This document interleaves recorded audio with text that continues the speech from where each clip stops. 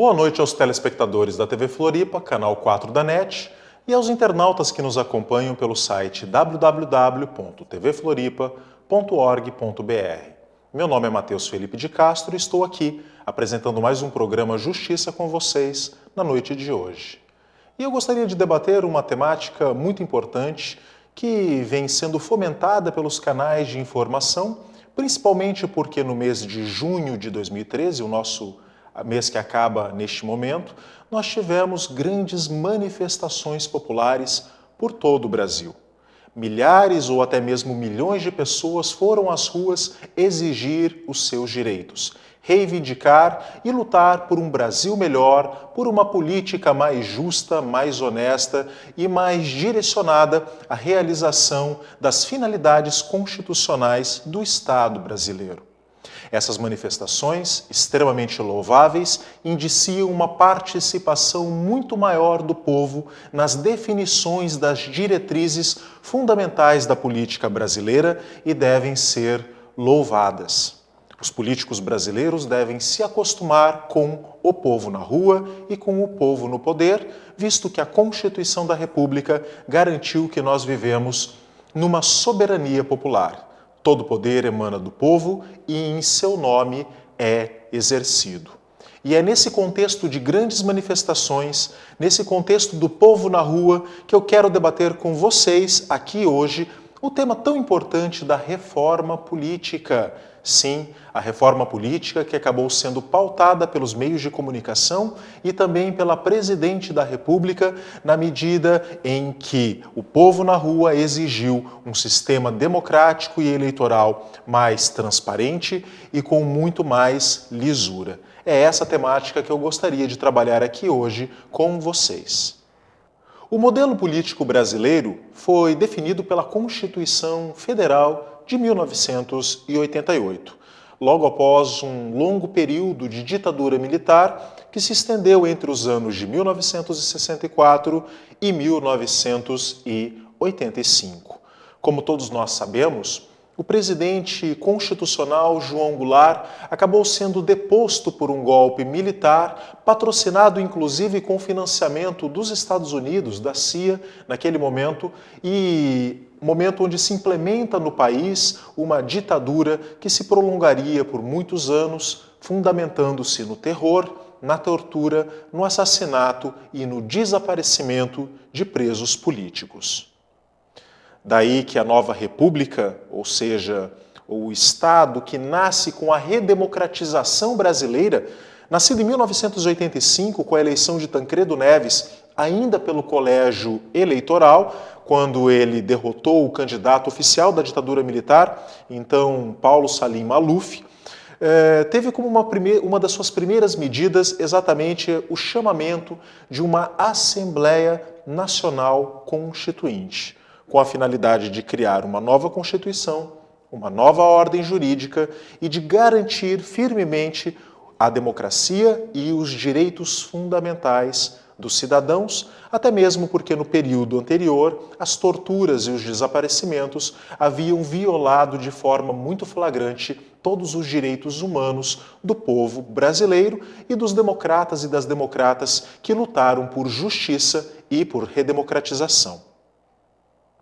A Constituinte optou por manter o sistema presidencial de governo, embora o sistema parlamentar tenha surgido já naquele momento com grande força, representando uma excelente possibilidade ou alternativa aos defeitos clássicos que o sistema presidencialista possui, não só no Brasil, mas em todos os lugares onde ele é adotado, como acontece também nos Estados Unidos da América.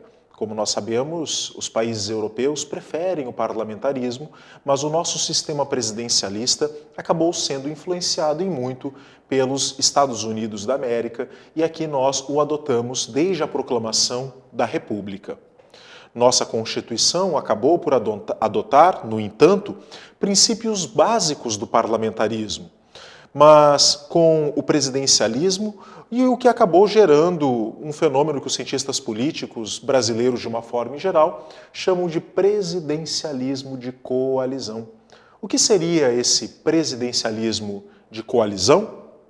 No presidencialismo de coalizão, que nós conhecemos no Brasil, o Congresso Nacional possui poderes mais ampliados, garantindo com isso um sistema de pesos e contrapesos, os chamados checks and balances, mais eficiente, o que exige do presidente da República uma negociação mais efetiva com os congressistas, com os deputados, com os nossos senadores, para a aprovação dos seus projetos. Ou seja, o nosso presidencialismo de coalizão impede que um único partido político se torne hegemônico e, tornando-se hegemônico, não precise realizar as costuras necessárias com os partidos da base aliada ou até mesmo com os partidos da oposição. O presidencialismo de coalizão brasileiro, que fortalece o poder legislativo, impede essa situação, demandando do governante mais sensibilidade política nas costuras dos seus projetos. De lá para cá, no entanto, e passados 25 anos da promulgação da Constituição de 1988, as críticas ao sistema político brasileiro cresceram bastante, demonstrando com isso profundo descontentamento por parte do povo e um desejo imenso de mudança.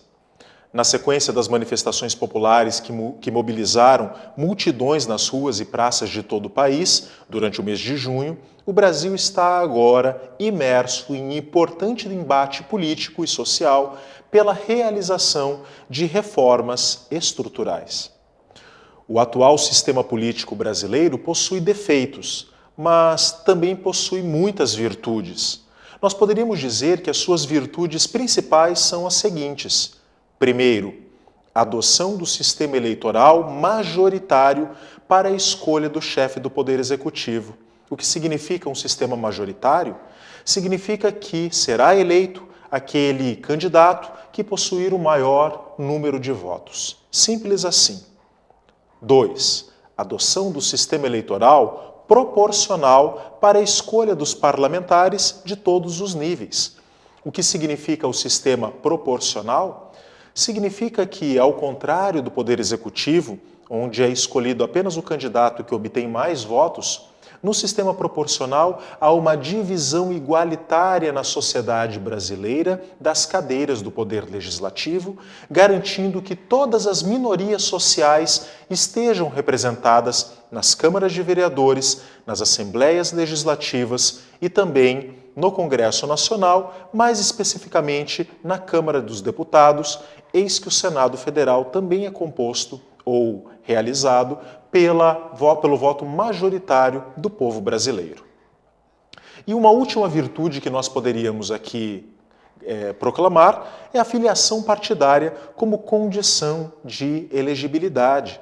A existência de partidos políticos torna mais clara a ideologia e a política do povo brasileiro, com isso facilitando ao eleitor escolher um dentre muitos candidatos. Mas nós poderíamos afirmar que existem alguns defeitos, e alguns defeitos que uma reforma política deveria tratar, que deveria corrigir. Nós poderíamos afirmar que alguns dos principais defeitos do sistema político brasileiro são principalmente a adoção do voto em lista aberta ou voto pessoal para as eleições proporcionais e o financiamento privado de campanha. Sim, o nosso voto no Brasil é um voto aberto, ou seja, nós escolhemos pessoas, não partidos, não ideologias, e acabamos com isso afirmando que todo mundo é igual. Na verdade, em política, nem todos são iguais e existem sim ideologias que diferenciam em muitos candidatos. Esse talvez seja o maior defeito do sistema eleitoral brasileiro, o voto personalista, o voto em pessoas e não em projetos políticos para a minha cidade, para o meu estado e para a minha nação. E, enfim, o financiamento privado de campanha, que tem se mostrado um fator de abertura do sistema para a corrupção. Na verdade, as empresas e as pessoas privadas acabam financiando os seus políticos, os seus candidatos, sempre com intenções de obter vantagens futuras. E essa abertura do sistema acaba possibilitando a corrupção que deveria ser eliminada do nosso sistema jurídico eleitoral. Um sistema político será mais democrático ou não, a depender do grau de participação popular e representação do conjunto da sociedade na política.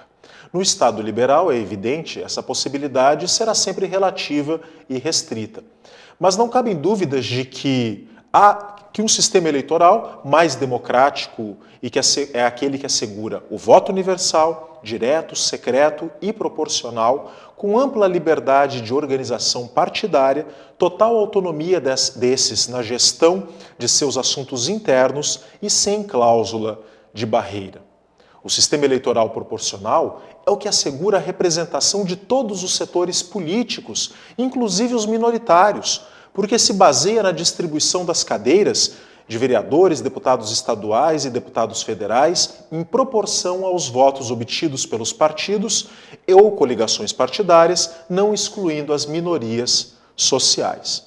É por isso que nós somos contra o voto distrital, seja ele misto ou puro, porque ele privilegia os grandes partidos políticos, excluindo a participação das minorias.